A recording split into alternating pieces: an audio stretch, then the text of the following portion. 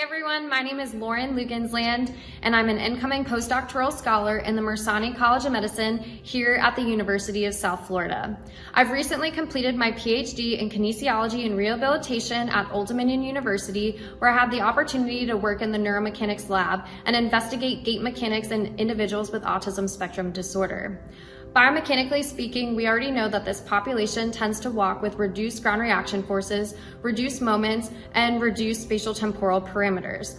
This brings into careful consideration about their joint stiffness. Joint stiffness is a quasi-measure that uses both kinematics and kinetics in combination to help illustrate the internal deformation to resistance.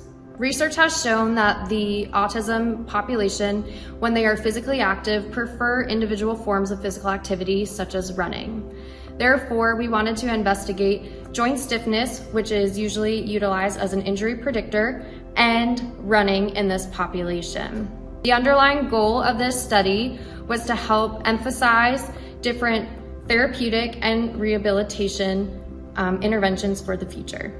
For this particular study, we recruited adolescents with a confirmed autism diagnosis, as well as age, sex, and BMI matched peers without autism. Under their consent, they came in the lab and performed traditional motion capture with our Vertec force plates embedded in the ground. We had these participants run at a self-selected speed, as well as a standardized speed of 3 meters per second. We processed this data and calculated our joint stiffness as a quotient of the change in the joint moment over the change in the joint angle, specifically for the energy absorption phase during stance. We also extracted our joint angle calculations as well as our joint moments. Once we had our data analyzed, we were able to perform a 2x2 ANOVA in order to assess our stiffness as well as our changes in the joint moments. We were really interested to look further into how the individuals were striking their foot on the force plate. Therefore, we decided to calculate the foot strike index. Statistically, we used the chi-squared test in order to assess the relationship between the groups and the foot strike patterns. We found no interactions between our groups and speeds for knee and ankle joint stiffness. We did see that there were significant group main effects for the knee extension as well as the ankle plantar flexion.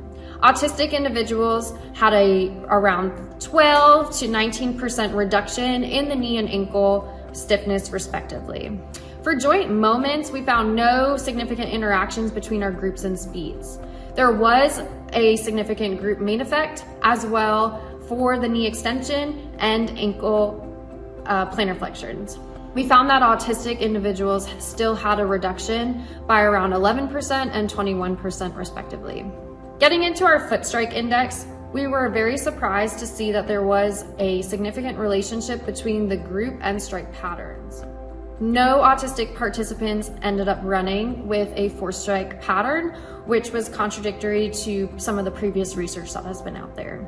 Overall, the autistic adolescents appeared to demonstrate a less efficient form of running compared to their non-autistic peers, and this may be due to their underlying stretch shortening cycle, as well as the elastic recoil of their knee extensors, their quadriceps, as well as their ankle plantar flexors. For the study, we utilized 3 Vertec force plates alongside traditional motion capture.